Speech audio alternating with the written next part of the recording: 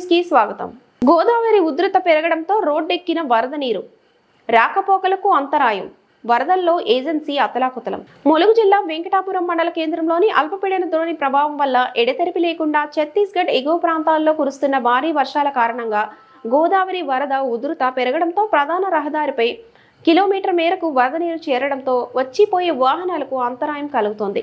బోధపురం కొండాపురం మధ్యలో ఉన్న వంతెనపై 4 అడుగులకు పైగా గోదావరి వరద నీరు చేరడంతో అధికారులు భద్రాచలం వెంకటాపురం రాకపోకలను బంద్ చేశారు.